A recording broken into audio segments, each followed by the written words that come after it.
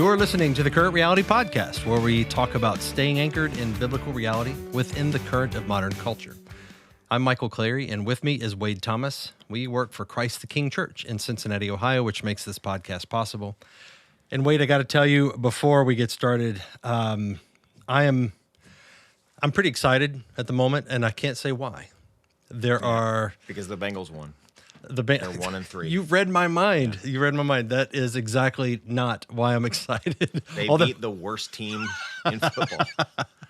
Well, they should have beaten the two previous worst teams in football that they Patriots played. Game they should have won. Yeah, but they seem to play to their competition. Oh yeah, they played Kansas City. Great. Yeah, and then they didn't have a defense at the Commanders game, which was Monday Night Football, which the men in the church had gifted me free tickets as a birthday gift. I turned 29 years old again.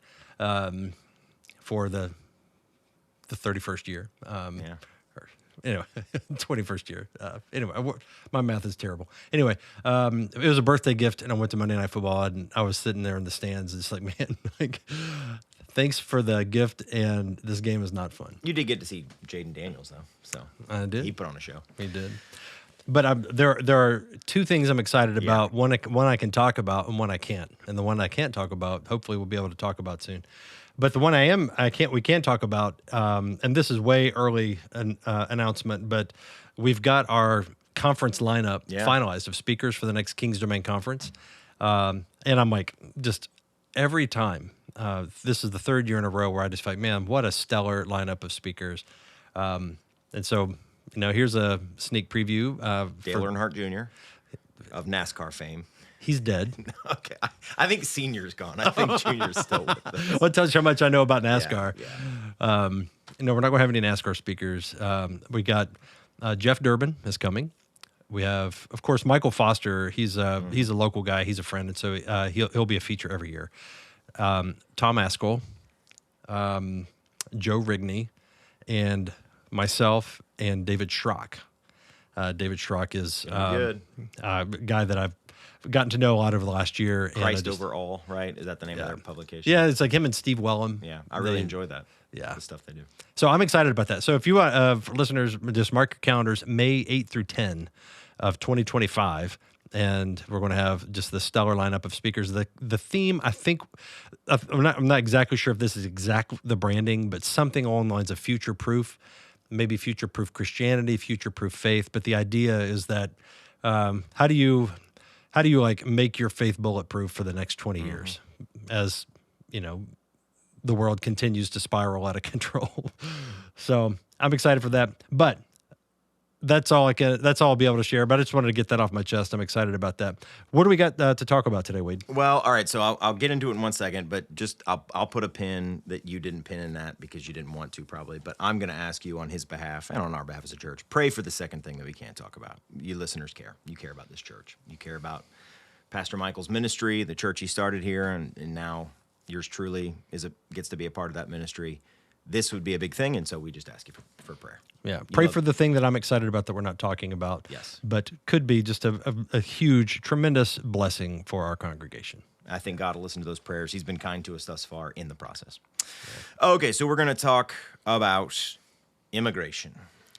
Okay, so this is not like a complicated or, emotionally heavy topic or anything. JK, it's incredibly complicated. And it's going to be a short episode. Yeah, Jesus was a sojourner and stranger, so therefore, open borders. It's that simple.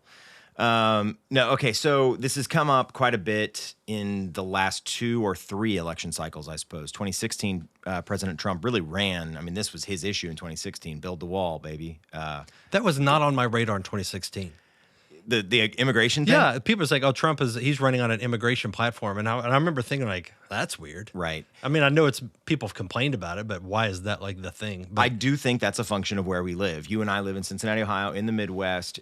And so it is not quite as obvious a problem as it is I looked at some graphs in prepping for this episode. There are areas in Texas where the majority of people do not speak English. Oh yeah. So I mean, there are other parts of this country where it is a much more obvious problem. Do they eat the cats in your neighborhood?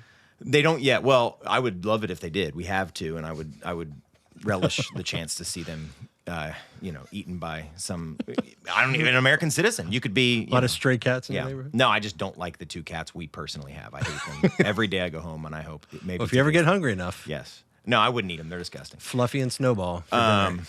Jingles and Pumpkin. Cannot stand them. Your kids named those cats. I actually, believe it or not, the PetSmart where I bought them did, and I bought them around the time of Christmas and Halloween, and they gave them those stupid names, and the names stuck. I cannot stand these animals. All right, anyways, cats are terrible, so keep at it, any of you who are eating cats. But okay, so immigration is complicated. So it's complicated at least for a couple of reasons. One, like literally the laws around it and what would be good and proper laws are complicated. So there's always been immigration, certainly worldwide, but even in the United States, there's always been immigration. So it's not as though just immigration itself is bad, and just because we're conservative, we think it's bad, period.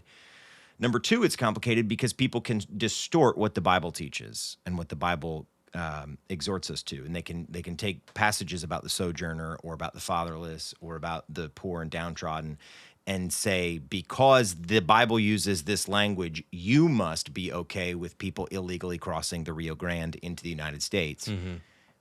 That doesn't follow, but you can sort of emotionally manipulate, and I think many liberal Christians or liberal non-Christians using the Bible have manipulated sweet, normal people, normal Christians who want to do what the Bible says, into thinking, well, I guess I should just let everybody in because you just told me the Bible. Yeah, like if we're supposed to show hospitality to strangers, then that should dictate the border policy of the United States of America. Right. So, and it takes a few minutes to untangle that.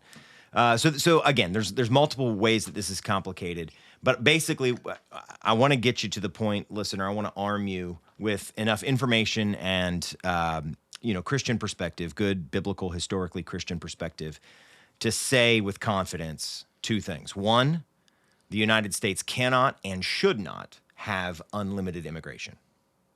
The United States cannot and should not have unlimited immigration. And 2, it should have and enforce just immigration laws. So I'm going to try to get you there, which does not seem overly controversial. Yeah, I mean, that seems so patently obvious that those are good priorities that it's a bit absurd that we'd have to argue for it. But I think because there are so many that are arguing the opposite and are Christians using the Bible to argue the opposite, we do have to make the case. Yep. So that's what we'll do. I want to start with a taste of crazy. So each week we give you just a taste of a credible example of the thing we're fighting against. And in this case, that would be open borders. So I pulled from The Nation here, which is a 160-year-old or so publication, liberal progressive publication. I think it started as like an abolitionist newspaper. But really, abolition like slavery? Yeah. Back in I think it started 158 years ago, and I think it might have had a different name back then. But it was like an abolitionist sort of John Brown, type of newspaper or magazine. I didn't know that. Yeah, and now it's it's lock, stock, and barrel with the left, and pretty far left, but still a well-known magazine. So I read this article. You don't have to read all of it. Matter of fact, I wouldn't read all of it if I were you because your eyes might bleed. But I read this whole article for you, listener, and I'm going to read to you just a taste of it. It's 11 arguments for open borders.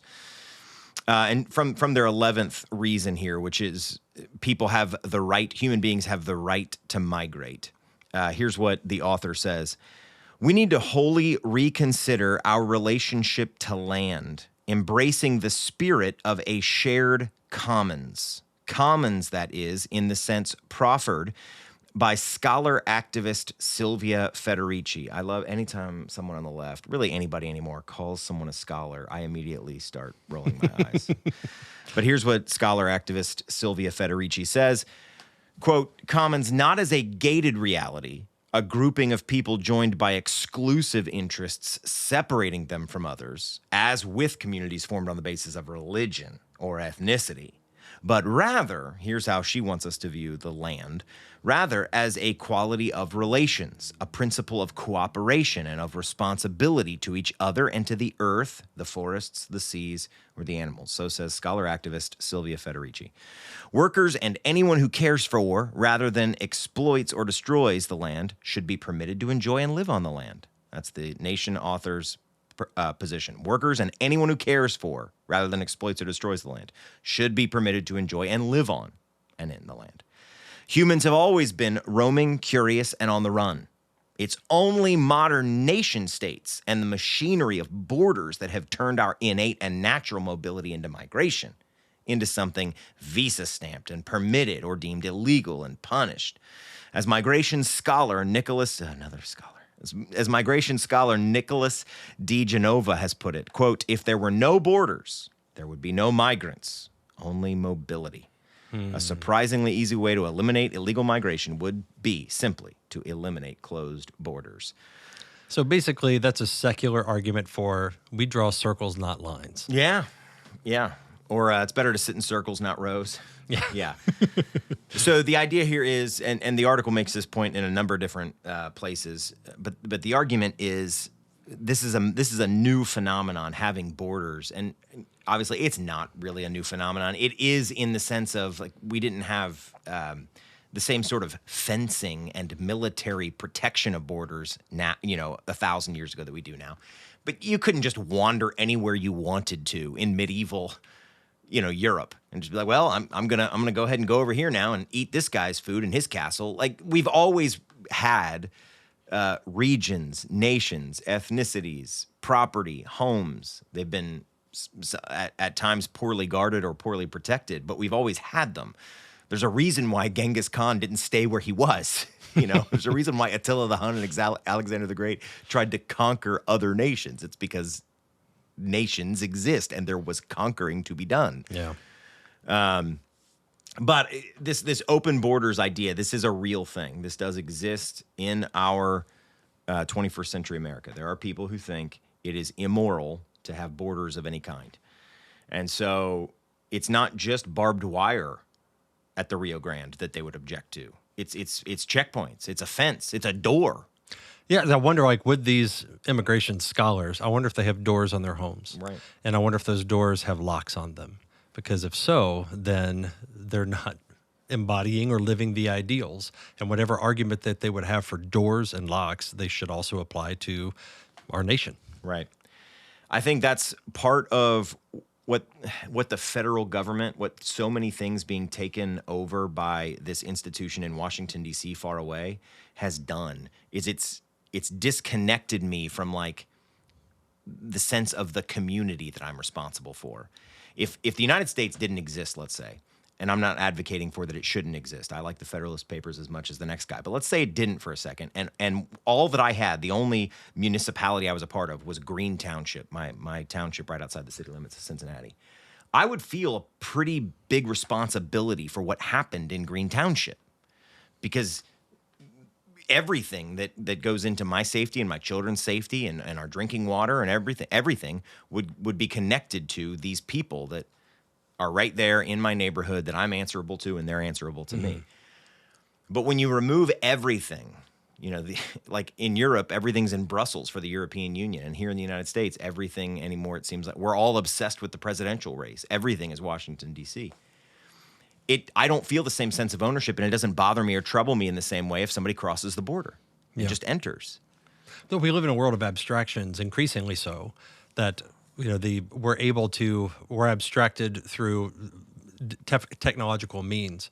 And so in Washington, D.C., you're abstracted from the communities that are around the country, and that's supposed to be mitigated by the fact that you have representatives from those communities come to Washington.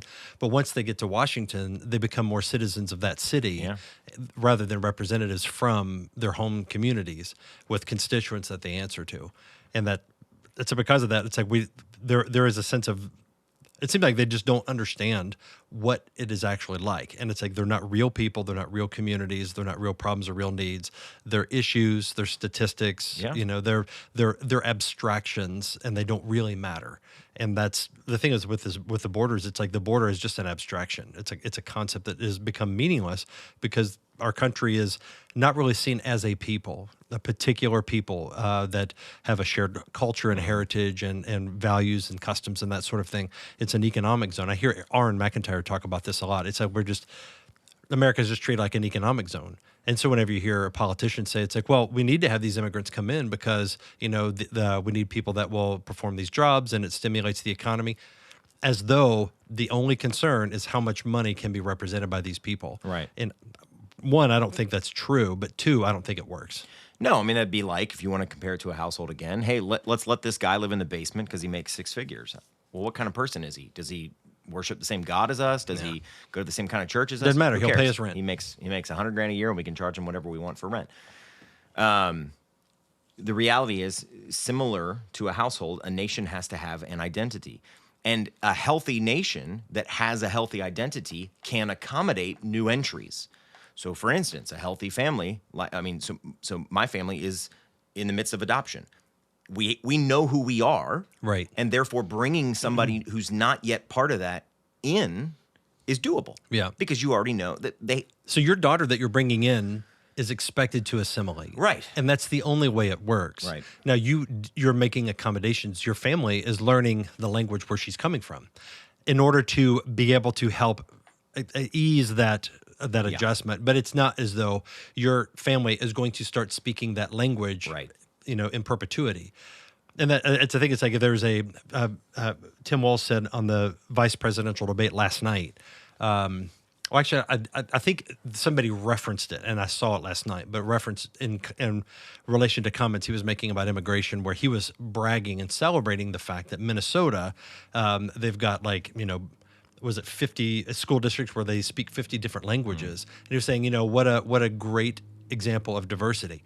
And I'm like, you know what? That's the Tower of Babel, right? Where God confuses people by confusing their language, which prevents them from building any sort of cohesion in a community. God considered that a punishment. That was a punishment. The thing you're celebrating, God was like, I'll punish them with that. Yeah. So it's that idea of diversity is a concept that has merit and value within the presumption that you have unity and cohesion already in place. Then it's like, let's hear another point of view, because we already know what we believe. We know who we are. We are a people that there are things that hold us together. And now somebody else can come in, and an immigrant can come into our community, and they know that's like, to be a part of this community means that you're assimilating into our values and customs. And you do absorb, probably, this is how cultures multiply and diversify.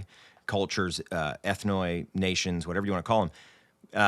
I think those are all valid terms, but they diversify and multiply as somebody comes to an existing healthy culture, assimilates, and then leaves behind something from their own homeland or their own tribe, and that's perfectly acceptable, I think. So, there are countries in Europe where there's not a single language, where people only know one single language. Places like Switzerland or Belgium, there'll be a mix of languages, but there's an official national language. There's an identity in that nation. And then there's some absorption that happens because of semi-permeable walls with other cultures. And I think that's completely acceptable. But what you've got right now in America is a ton of fatherless homes, a nation that is spiritually hollow right now. Nobody would look around at the youth of America right now and be like, we're in great shape. Right. Things are awesome. So you've got a culture that itself is lost and wandering and defying God in terms of sexuality and child sacrifice, the abortion epidemic. And you're trying to then bring in tens of millions of people from other cultures and other tribes and tongues and expecting it to just go swimmingly. It's not going to. Yeah. We don't know who we are as a nation. Right, exactly. And you can't take in somebody else if you don't know who you are. Right. And in a sense, it seems like we're not allowed to know who we are. Yeah. We're not allowed to even have an identity apart from just some very generic, like America as an idea, like the proposition nation concept, where all America is this idea that, any number of different kinds of people from all different walks of life and different customs and religious backgrounds and belief systems, they can all sort of assimilate into this idea without recognizing, no, that idea was produced by a particular type of worldview, the Christian worldview, and it doesn't easily transfer to other groups of people. Right. And so a lot of people come into America, and we presume they're coming here to be a part of this American dream, but really that means they're bringing their own customs, they're bringing their own cultures, and they're changing the very character of who we are. And we're told that to assert in a unique identity, that if you're white, then you're doing so with racist motives, and you can't do that. But everybody else gets to have an identity, and so the net result is that whatever character or heritage that a lot of people have, you're just supposed to disappear and just melt into your environment and be overwhelmed by other cultures. Right. And I mean, if I say Irish, if I say French, if I say Scottish, the average person, at least, if you're above a certain age, probably has in their mind you're thinking of things, of a style of cooking, of a style of music, of a, there's a young lady in our church who I think is like second generation German or something, but she talks about how she has an angry German face, like a resting angry German face. And I'm like, it's funny because you can picture what she means. It means something. If it were unintelligible, you wouldn't laugh, but you laugh because you kind of know what she means. But all of those countries, all of those cultures, all of those nations are finding themselves in Europe increasingly taken over by Islamic populations. That does mean something. Now, first of all, Islam worships a false god, and I want it wiped from the face of the earth. I want all of those Muslims to repent and believe in Lord Jesus and be reconciled to the God who made them. Allah is a false god. Muhammad is a false prophet.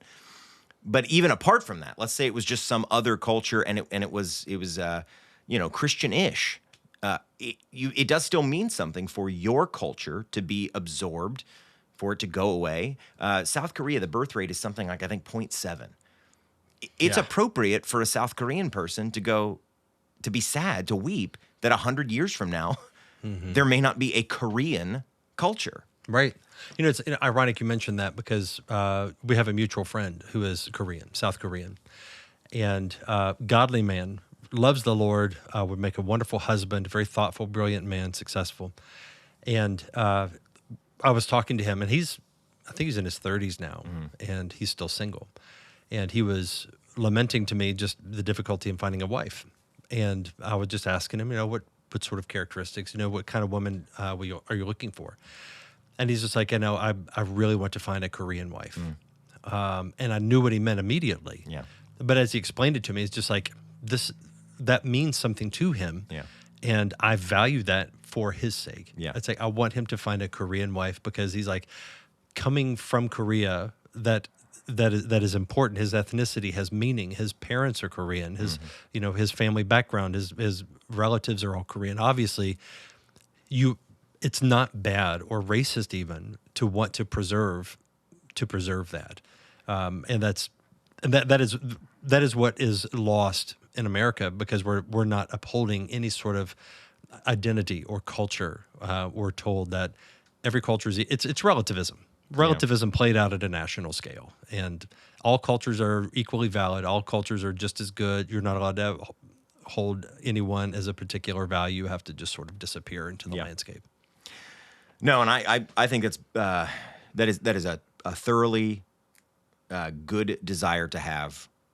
Like I was a part of a nation, I was a part of a people group, and it saddens me that people group may not exist much longer because of declining birth rates. I think that's the one. I'll go ahead and before I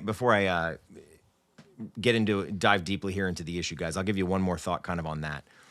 So I have always, in my mind, sort of segregated out American white skin as like that's not really a culture. At least I've never felt it. It's not like if you just dropped me in the Pacific Northwest and there was some white dude there, I'd be like, hey man, hey, we got, like he could like country music. I don't like country music. He could like NASCAR. I don't like NASCAR. He could there's not a lot of shared cultural capital between just white Americans from anywhere in the United States. But I will say, if I were second generation Italian or second generation Irish or something, and I had a connection to Irish Americans, or even like, so in Price Hill, which is not too far from where we are right now, there used to be a pretty big contingent of Appalachian white folks who lived in Price Hill. Like right next to, there would be a lot of inner city blacks and then Appalachian whites. I could see having a connection to that, like our grandparents were in the same hills and the same holler in Kentucky or whatever, and you having some kind of You feel a connection to Appalachian people? I don't, but I always appreciate it. I don't, my dad was adopted, so I don't know much of my heredity. Right. And we moved around a ton. So I lived in Springfield for a while, the Haitian Springfield. Oh, that I one. lived in like tons of different neighborhoods here in Cincinnati. So I actually don't have like a real tie other than to Cincinnati as a city. Yeah.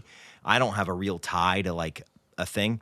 But my wife is like third generation Irish or something. And so she does feel a tug both to Ireland and I think to like Irish memory.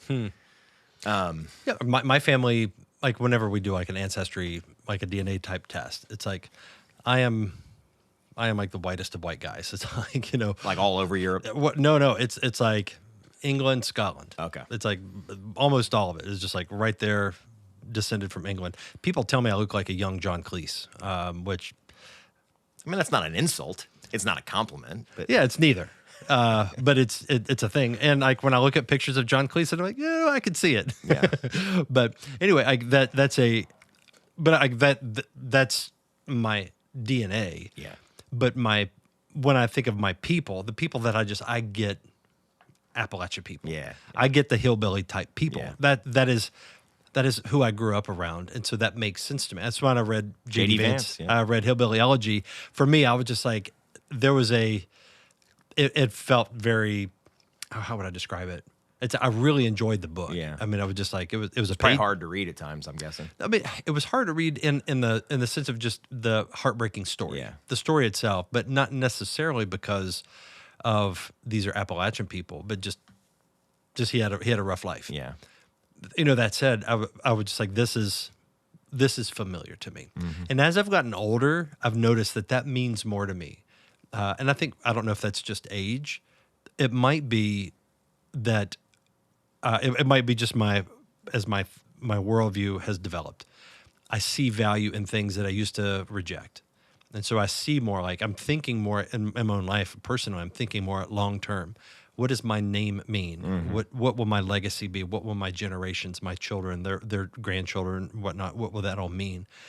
And I'm thinking I do value my roots, and I want to honor my fathers, my grandfathers, the people that came before me, even though I don't live in an Appalachian area anymore. I mean, they were like way out in the hills, like deep in the hills in the country.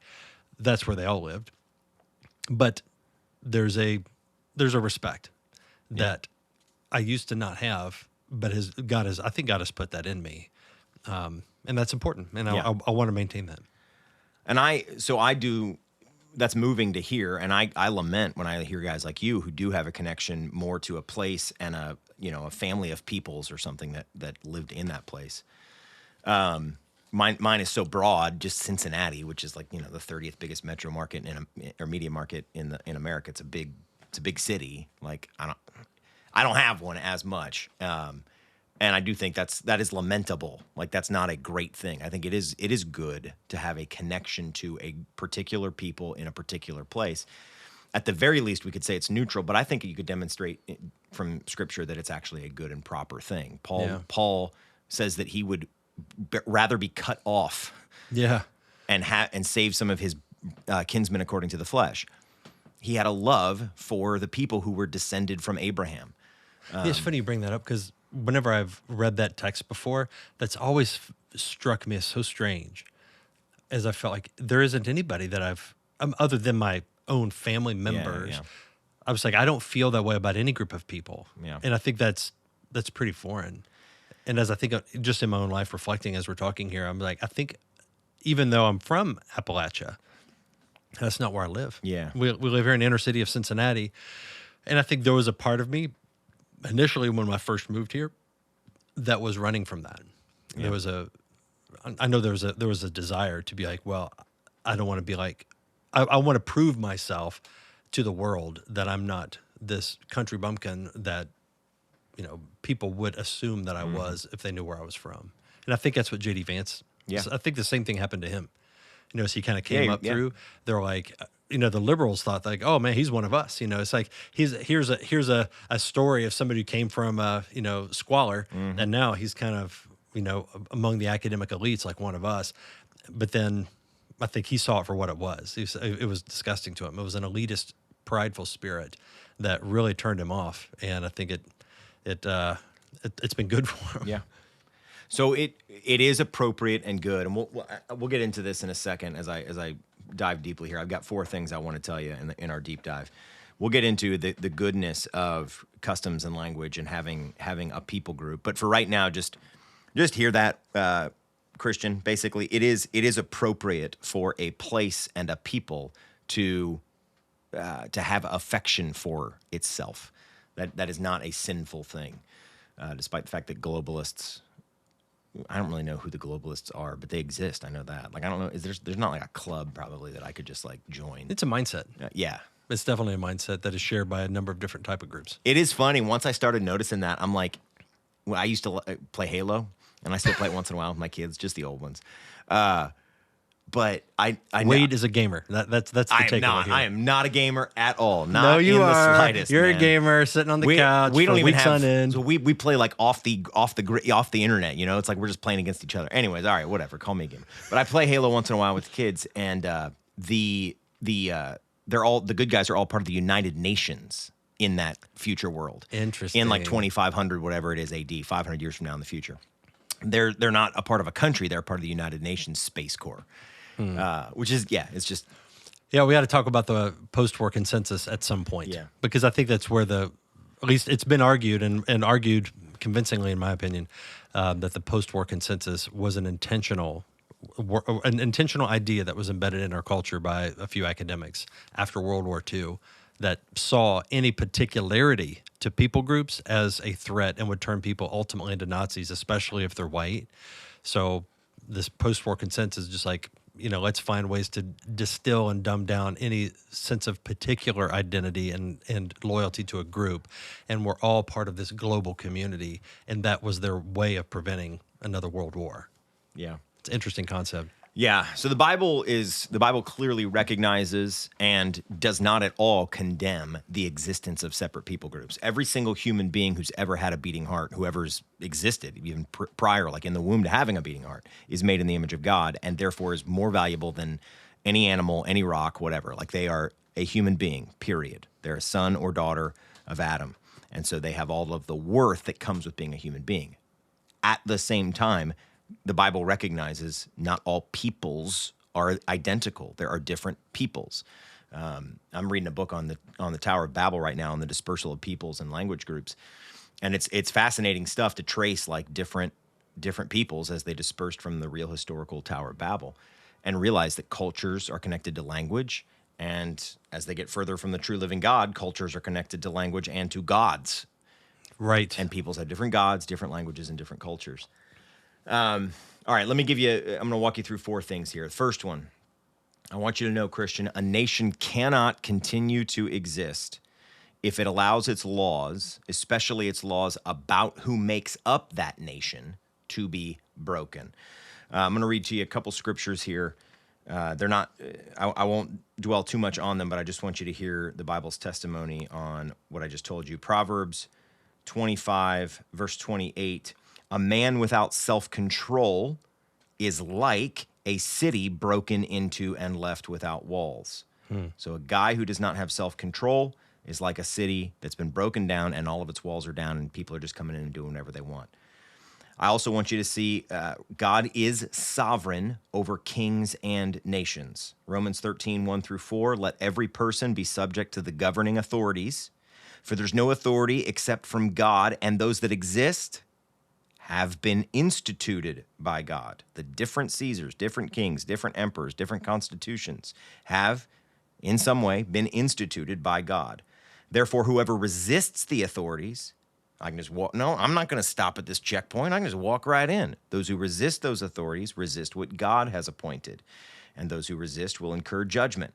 For rulers are not a terror to good conduct, but to bad. Would you have no fear of the one who's in authority? Then do what's good, and you'll receive his approval, for he's God's servant for your good. One more on God's sovereignty over nations is in Daniel chapter 2. This is my kid's memory verse from Daniel, actually.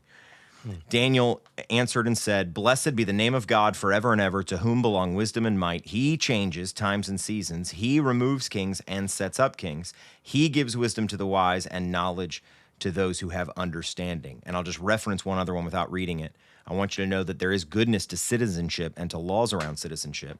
Acts 22, the Apostle Paul stops his being tortured before it starts by invoking his Roman citizenship. That is a good thing. It was a good thing that he had citizenship to invoke. So, point being, if you look at a map right now of the world and you see all those borders, or if you were to look at a map and see all the different languages and people groups, and you think that's a problem to be fixed, I think you are at odds with the Bible and the world as it exists, made by God and instituted by God. God did not design the world to have one single government this side of Christ's return. Right. So I'm a post-millennial, at least I'm 99% post-millennial, and so I want Christendom to continue to expand and all the earth to be brought under the lordship of Christ. But it's not bad that France and Germany aren't the same place. Yeah. Well, I think of different nations, even in a post-millennial framework, let's say, I think there are, like, individuals have different gifts that they contribute. And I think churches can be good at certain things and not as good at other things. You know, just the idea of spiritual gifts, God has a particular concentration of blessings. So it can happen just at a local church level, and the church itself can have a particular emphasis or strength that it contributes to the larger body of Christ. And I think there are the culture of particular nations can also represent different strengths that in a post-millennial context, like, hey, this entire nation, and you see this like in the scripture, cedars from Lebanon. Exactly. I was just thinking that exact. Yeah. It's like they are. It's like they do this thing really, really well. They're great, like woodworking, and they've got cedar trees, and they are exceptional at that. And I think, like, well, it's like the trees around there, you know, people saw it as an opportunity, a resource, and they honed a skill.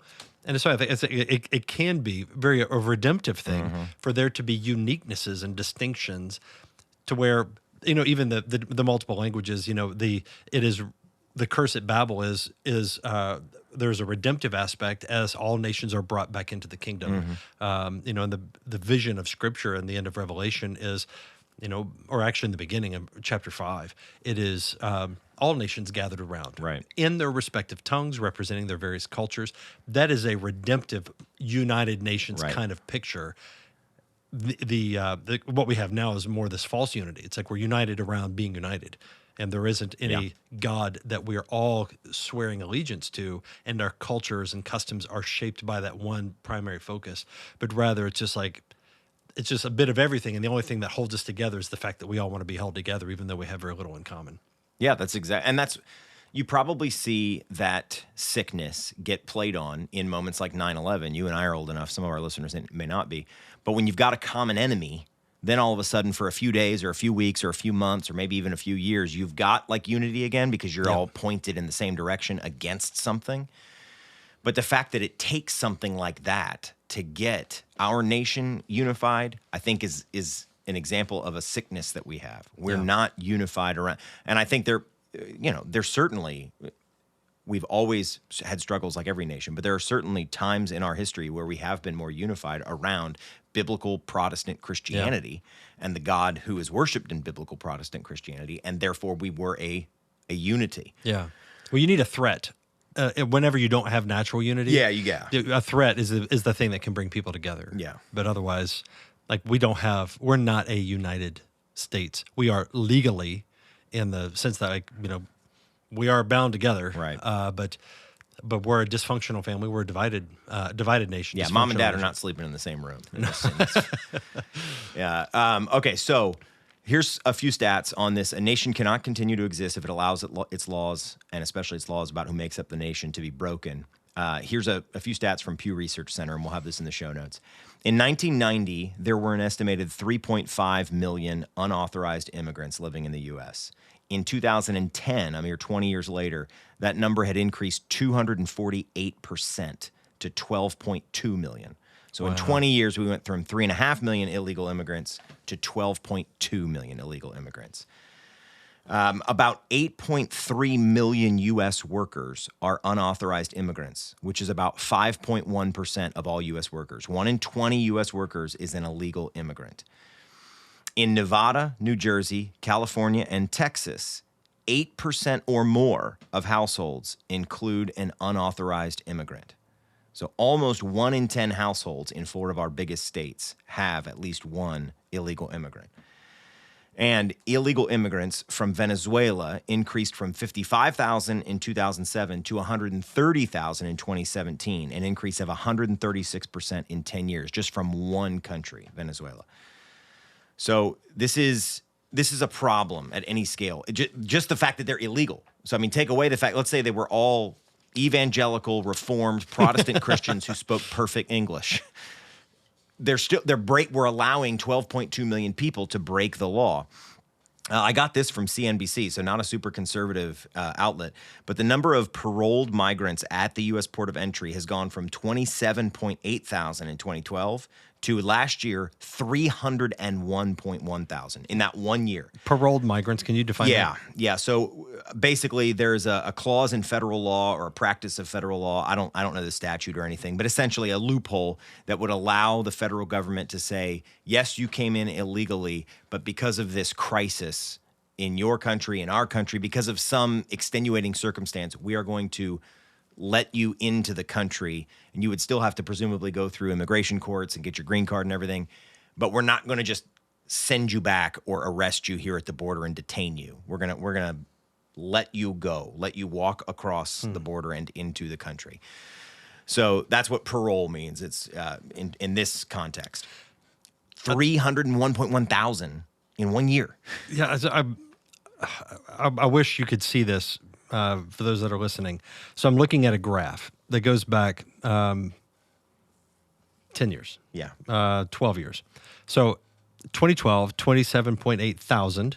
And then over the next few years, it ticks up. So next year, it 27 to 53.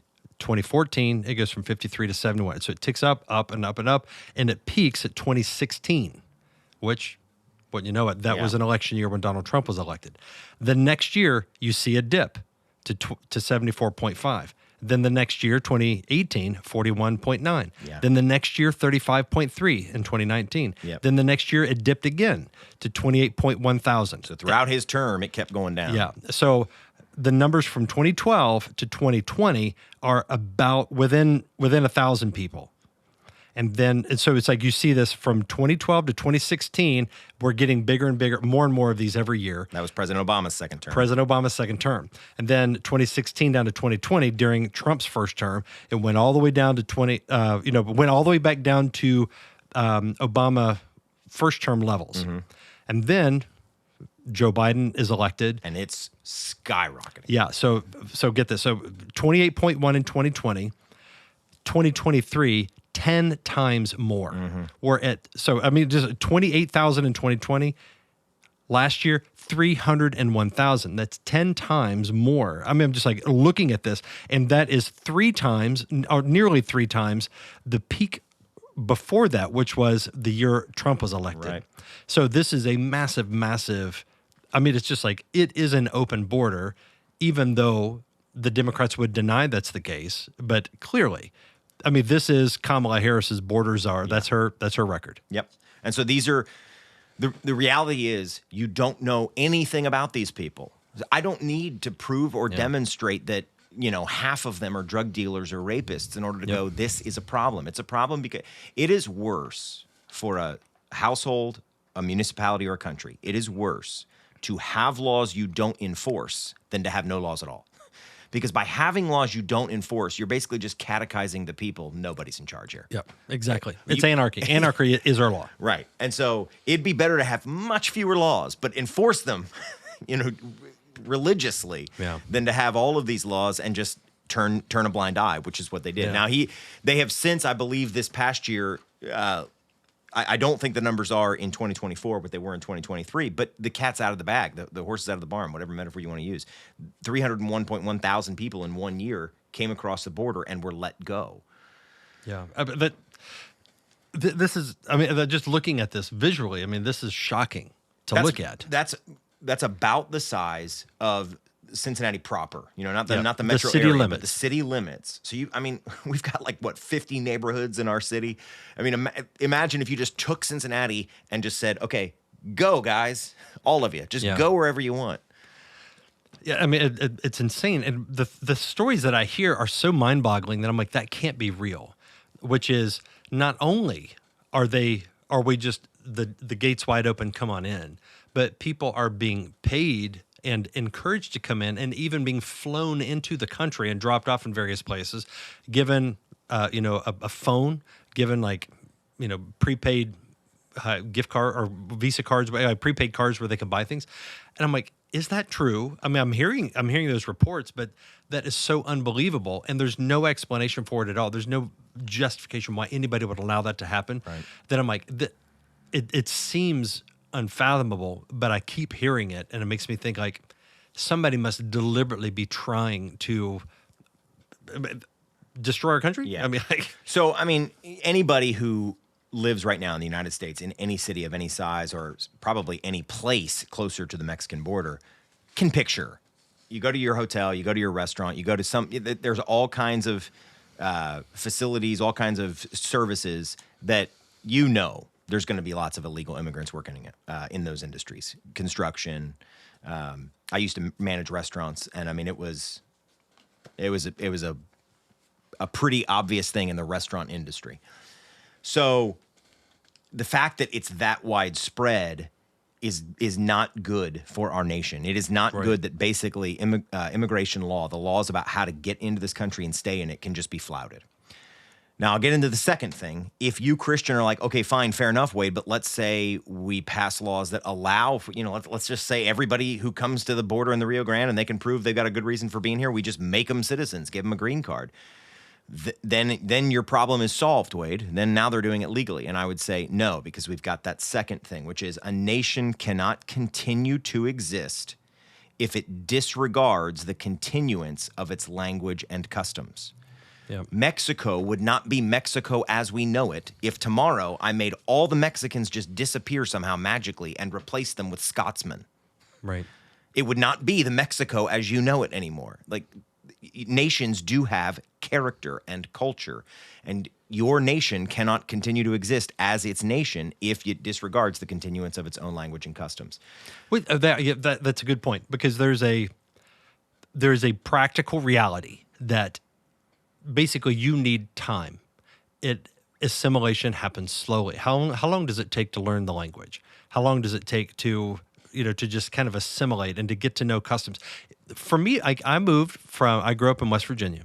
I moved from West Virginia to Louisville, Kentucky, whenever Laura and we first started my ministry there. And then from Louisville, Kentucky to Cincinnati, I moved here 15 years ago. Even now, I've been in Cincinnati since 2008. So it's been 16 years. It's, in some ways, I've been able to make this home. But there is always a part of me that doesn't feel like this is quite home. Yeah. And there's a part of Cincinnati culture that is still just a click foreign to me. And I'll never be a native. And that's fine. I'm an American, and Cincinnati's in America. And so it's just it's a quirk. I'm like, yeah, Cincinnati's got some weird quirks, and people might see me as like, yeah, he's a little different than most people around here, but it's fine. But no, you take that. I'm like, I grew up about a 2.5 hour drive from here. You take somebody that is from a completely different remote environment, different language, customs, somebody that, even a different religion. It takes time for any individual to assimilate. Now, that's why there is a bottleneck in our immigration policy. We do allow immigration, but that immigration is deliberately slow. But the design of it is meant to be slow, so that people can take their time. And we know it's like we can, a community of 100,000. Let's say you've got 100,000 people, and like, okay, they're going to reproduce, at their own rate. But how many people from other cultures and countries can they absorb? Now, if you take that group of 100,000 people and say, okay, we're going to introduce 50,000 people from somewhere else into that community is permanently altered, because there's not enough time for people to integrate. Now, if you say we can take in about 5,000 people a year, that 5,000 people would make a dent. I mean, it would affect them, but at a if it's, let's say every 5,000 people every 5 years or something, it's slow enough to allow people to adjust and allow the people to, the existing residents to adjust to the new people and vice versa. That's the way it needs to happen because you're able to maintain some continuity. And I think that is, whenever the Bible speaks of sojourners and strangers and welcoming the foreigner and the immigrant, the presumption is that you're not allowing them a mass takeover. Right. They are coming to integrate. And what does Ruth say to Naomi? Your people shall be my people. Your God will be my God. She doesn't come in and say, okay, everybody, you need to honor my Moabite ways now. And I can prove it because I can prove it by a somewhat sinister story, which it's in Genesis. I don't know if it's 34, 35, but it's where Dinah, the daughter of Jacob, was raped by the men of the man in Shechem, Prince of Shechem, and they said, "Okay, well, hey, we will integrate with you, but you got to be circumcised." So there was a requirement; you have to assimilate. Now they did it wickedly because they used it as an opportunity to, while they're like laid up and moaning and grabbing their crotch, they come in and slaughtered them all. So it was a terrible thing to do. But it was just like if Quentin Tarantino, if he made a Bible movie, kill Shechem, I could see that. That's the one. No, you're right. But so exactly, they had to do something that. Obviously, we know the spiritual connotation of circumcision and the religious nature of circumcision, but they didn't even demand that those guys believe in Yahweh. It's like just this cultural sign, you need to adopt it for us to give you one of our daughters. In Deuteronomy 28, the Lord says this as a punishment on God's people. Yahweh, the Lord, will bring a nation against you from afar away, from the end of the earth, swooping down like an eagle, a nation whose language you do not understand. So God recognizes it as a punishment for a nation whose language you do not understand to swoop down and absorb you. It's not something a nation should just rejoice in. Here's Nehemiah, and Nehemiah has a very similar spirit, I think, to the Apostle Paul. For his kinsmen according to the flesh, for the Jews, the descendants of Abraham. And in Nehemiah 13, he gets indignant about the Israelite children who can't speak the languages of Judah, but they can speak the languages of the surrounding peoples. 13, 23, and 24. In those days, I also saw the Jews who had married women of Ashdod, Ammon, and Moab, and half of their children spoke the language of Ashdod, and they could not speak the language of Judah, but only the language of each people. He doesn't come in there and say, look at this model UN that we've got, where this is great, your kids are learning. Yep. It is great to learn Spanish. It is great to learn French. There's nothing wrong with that. But a nation cannot survive if it just throws open its doors and says anybody from anywhere for any reason, and you don't need to assimilate to anything. Yeah. And what that means is that they're going to have to say no to some people. And that's something that we're incapable of doing. And it's justified with this sense of compassion. It's like, well, if we say no to these people, where will they go? They have nowhere to turn. And I'm like, that's sad. Certainly that's sad, but that does not entail an obligation on our border policy. Any more than it does in your home. Right. So it's like, you are adopting one daughter. You're not adopting 15 daughters. I couldn't. Yeah. Now, I'm sure there are 15 children that could be adopted that could legitimately have some claim to the need for care. I mean, there's thousands and thousands of them, I'm sure, around the world. But you're like, we can do one, and even if, I know you care about having a large family, and you can do a lot. Your family can absorb a lot. But it would have to be done within a certain time. It's like, okay, get this one, and then she's going to get integrated, and then we'll consider the next child. But it's like, there are just limits to what we're capable of, and so it's just not wise to expect that we can just have this unlimited, influx of people. Individuals are finite, households are finite, nations are finite. You cannot do everything, and we have done a lot. And let me prove it to you here numerically: the United States has more foreign-born residents than any other country on earth. Okay? Wow. Number 3 on that list is Saudi Arabia. They have 13.5 million foreign-born residents. Number 2 is Germany with 15.8 million. So those are the ones right behind us. Germany has 15.8 million foreign-born residents. the United States that holds the number 1 spot, has 50.6 million. We have 3 times as many foreign-born residents, non-American-born residents, as the country with the next most. What's our population, like 300 million? Is Yeah, it? 330, something Okay. like that. So we're talking about a sixth, Yeah. roughly? And interestingly, China, with more than 1 billion people, has 1 million foreign-born residents. So 3 times the number of people in China, Yeah. but 1/50th the number of foreign-born residents. And Mexico has about 1 million. So we are absorbing people who were not born here, or taking them in. I don't even know that they're getting absorbed, but we're taking people in who were not born here. And I think it's fair to say an alarming clip. And you're not going to have a stable society when you're not bounded by and bonded by a shared culture. Yeah, that is alarming. Here's from the Census Bureau in 2007. 8.7% of American residents, that's people in the United States, 8.7% of them over the age of 5 spoke English less than very well. 8.7% of people in America speak English less than very well. And 2/3 of those are Spanish speakers. And according to the Census Bureau just 2 years ago, 2022, 68 million Americans speak a language other than English at home. 68 million Americans speak a language other than English at home. Wow. With 40 plus million Spanish speakers in the U.S., our nation is second only to Mexico. And that's up from, in 1980, we had an estimated 10 million Spanish speakers. So Today, 40 plus. So we're the number 2. We're the number 2 Spanish-speaking country on Earth.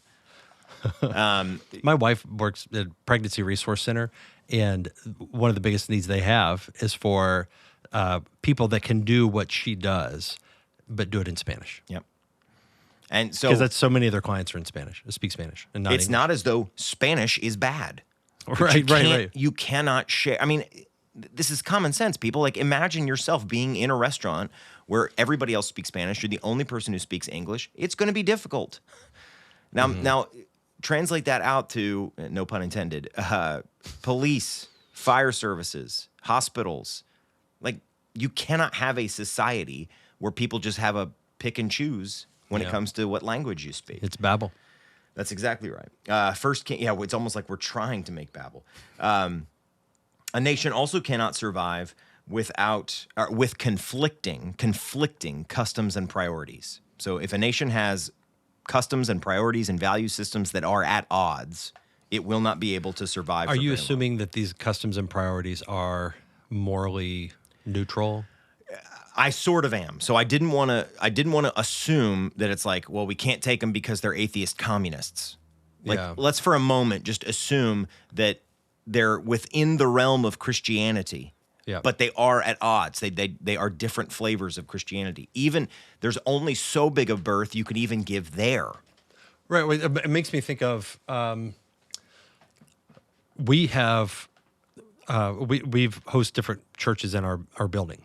And there have been times like churches that will meet here that don't speak Spanish or something, like a Spanish language church or something like that.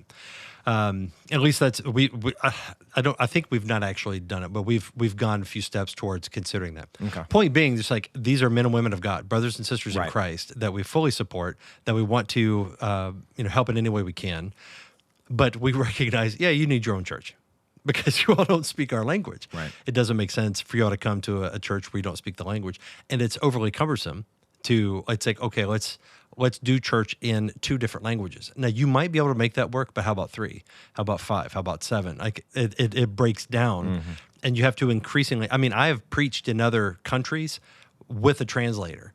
And I'm like, you have to take twice as long to say the same amount of information. So you compress what you say. It just doesn't work. And so now go from language to dress. Okay, so like let's say you've got one culture where everybody dresses very colorfully and with immaculate attire, and that's how we do Sunday morning church. And you've got other guys who come to church in sweatpants. Like it's going to be difficult to have any sort of organism, human organism, cohesion. That where people have totally different priorities, totally different value systems, totally different.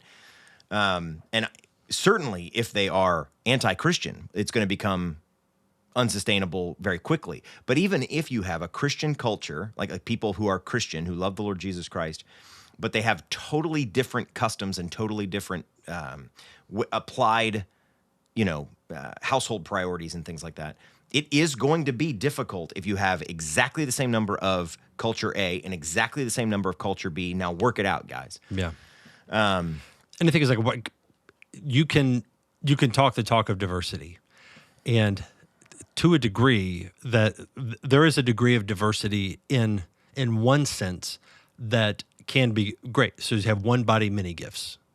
So you have, some people have, not the eye, the ear, the nose, the foot, the toe, whatever, in the body of Christ. That's good. Those different gifts are from within a particular shared culture. There are different strengths and talents that people have. Oftentimes, and I used to make this mistake. So I think I used to misunderstand texts like this, to where I saw different cultural expressions as also within that realm. It's like, oh man, how great it is to have various different cultures. Mm-hmm. But what I've come to learn is just that doesn't work. You can't push them together and say, man, isn't this great, the diversity that we have? Because what you don't have diversity, you have an increased confusion and a breakdown of your social of your unity, I guess. It's just like a household has to have habits, priorities, customs. A nation does too. And I'm not going to tell you where I'm going, but when we go to get our daughter, if I'm not going to go there, and on Sunday when I visit their church service, expect or demand that they do an American Midwestern sort of church service. What they do, I will mold myself to, because do you know? Are there? There are churches there. So we got a connection, thankfully, through here. Actually, a guy in our church was from that country and connected me. That's great. With a guy who knows. Yeah, I hadn't heard this before. Yeah, so I'm going to get to go to church. That'll be service at least fascinating once to be able to go there. Yeah, it will. But I'm going to delight in it. I'm going to love the fact that here are brothers and sisters who I'll be in heaven with, and they are speaking in a different language I don't understand. You're not going to have any clue. Not going to have any clue. On. Not in the slightest. But it'll be a joyful experience. I wonder if they will be threatened by you because it is a. Probably if I didn't have the in. I think the fact that I have a connection will hopefully make it. So somebody can talk to somebody so that way when you show up, it's not like, whoa, what's going on here? Their welcome team will know to how to prepare your coffee for you. Yeah. But that's actually a good example. They're not going to have coffee, probably, right? That's a cultural thing in America and certainly in the Midwest that we have coffee in the lobby on Sundays for our members and our visitors. Mm-hmm. That's a cultural thing. We all get this, I think, going in reverse. I think all of us understand if we went to a Chinese church or we went to a Russian church or we went to a church in Mauritania or Morocco, we would not expect or demand that they start doing it the way we do in America. But for some reason here, we do feel weird about saying, no, this is an American church and we reflect the culture of the Midwest or the culture of the Pacific Northwest or wherever we are. Well, we're ashamed. Yeah. Or at least we're conditioned to be ashamed of who we are because we're not allowed to have a culture. Yeah. And that is a problem. You cannot continue a nation when that happens. And so a part of me does wonder, how much longer is the American project sustainable when I see this going on? You're not going to, there cannot be a nation without a culture. Right. So if you have a billion different cultures, you will inevitably have a billion different nations. Just a couple of stats from Pew. 47.9 million total immigrants in the U.S., which was 14% of our total population, and 23% of that total were unauthorized, illegal. 50% of the foreign-born U.S. population is from Latin America. Between 2000 and 2022, the number of naturalized citizens, so those are citizens who've come in, gone through the process, and are now legal. Between 2000 and 2022, that number increased from 10.7 million to 23.4 million, a 119% increase in 2 decades. And according to Pew, this is the same research firm or research group, only 54% of Latinos, which make up 50% of the foreign-born U.S. population, only 54% of them had a positive view of capitalism. And only 47% of Latino women had a positive view of capitalism. So you've got tens of millions of Hispanic residents, some of them who have now been naturalized in the United States, half of which approximately do not have a positive view of capitalism. Now that's a cultural value that you've now just introduced into the bloodstream of the society. Meanwhile, 46% of Latinos whose dominant language was Spanish had a positive view of socialism. So almost half had a positive who spoke Spanish. You got to wonder, why are you here then? Right. Like you're fleeing something. So you're fleeing something, but the thing you're fleeing from is something you have a positive view of. You can't, that's not sustainable. Right. Play that out over 50 years, over 100 years. Are we just going to have both? Hey, you do capitalism, I'll do socialism. No, it's like neither works without total commitment from the entire society. Just a couple other data points on the prevalence of immigration in the United States right now.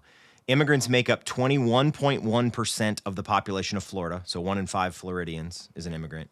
22.6% the population in New York, 23.2% in New Jersey, and a whopping 26.5% of the population in California.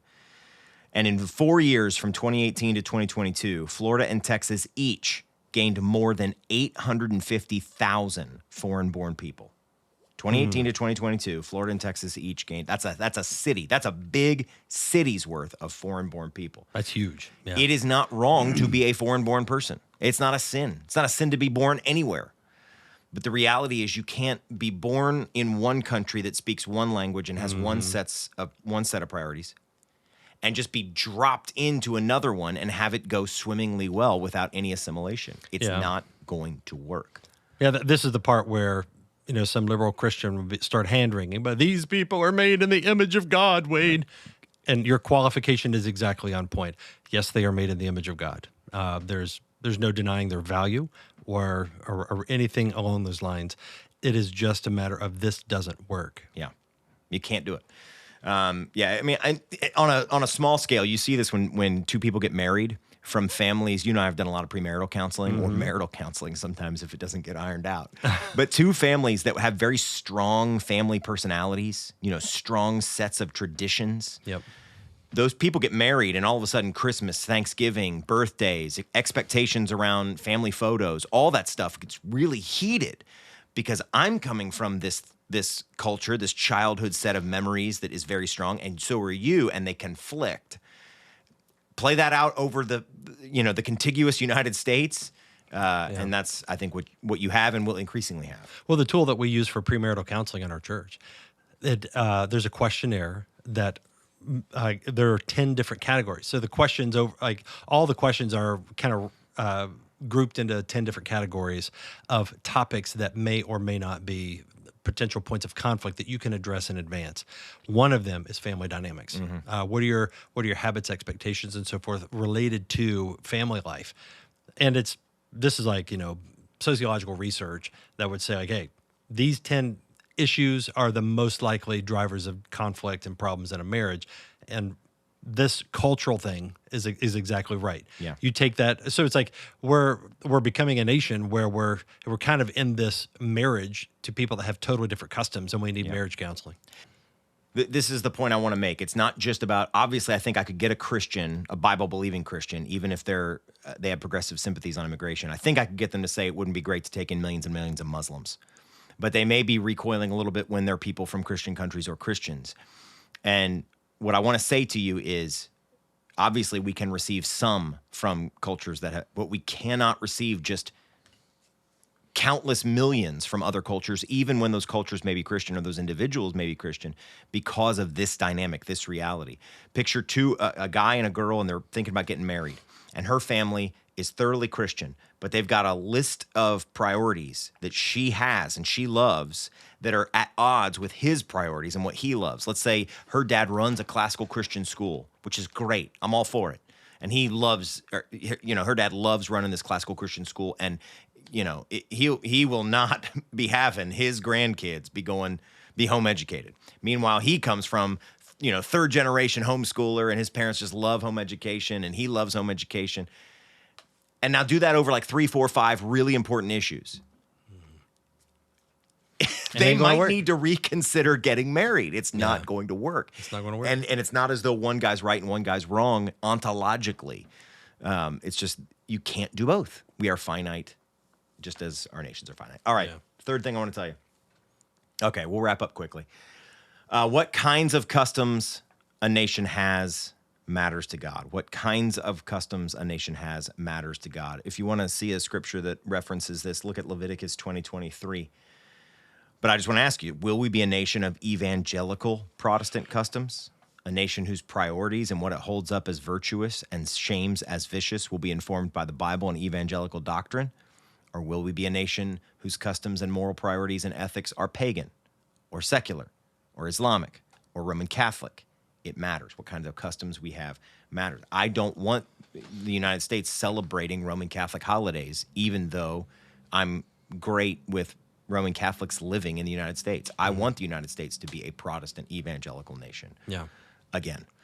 Well, our national character emerged from Yeah. Protestant doctrine. Right. Reformation Protestant doctrine. And when it was healthy and unified enough, it could accommodate dissenters. Right.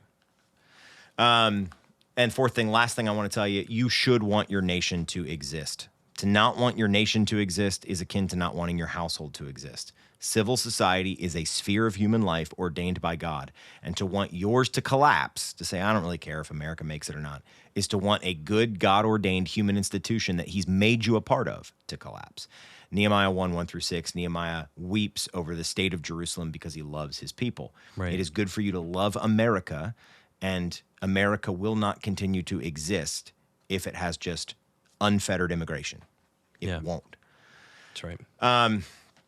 Very quickly, I'll just tell you, here's a couple of phrases that I want to unmask the sophistry of. One is love your neighbor. So people will use that sometimes to defend liberal sympathies or priorities on immigration. Your neighbor is not just everyone on planet Earth. You're not loving your neighbor if you prefer somebody to get over the border illegally from Guatemala, and you at the expense of the guy who actually lives next door to you legally. Mm-hmm. That's not loving your neighbor. Yeah, our loves should be ordered properly.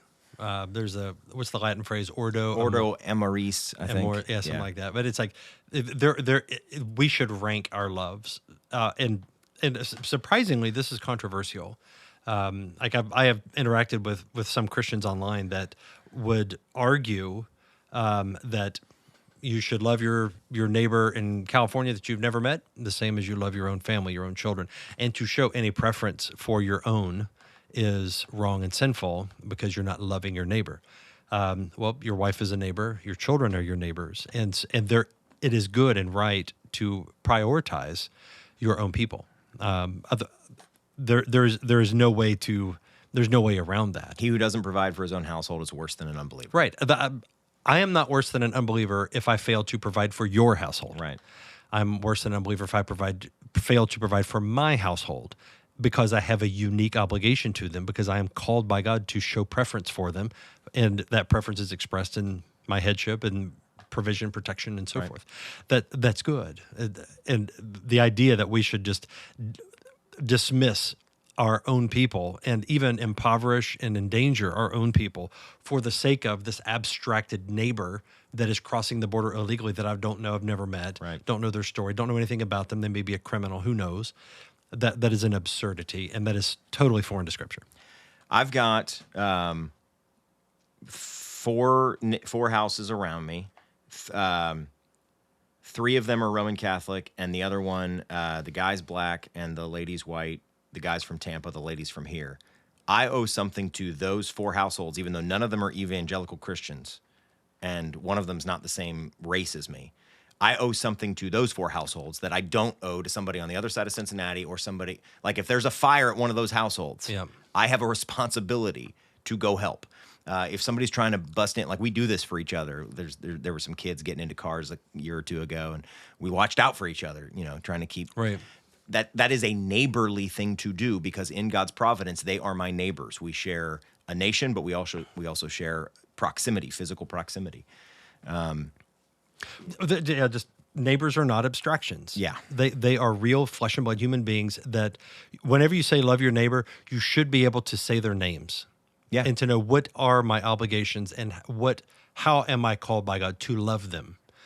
Like if love your neighbor means love some immigrant, that you don't know. I mean, that is how so many people are thinking about this, and they're taking this totally disembodied view of the neighbor, and it just doesn't work. Yeah. So, unmask that sophistry. The love your neighbor thing is not a valid defense for open borders.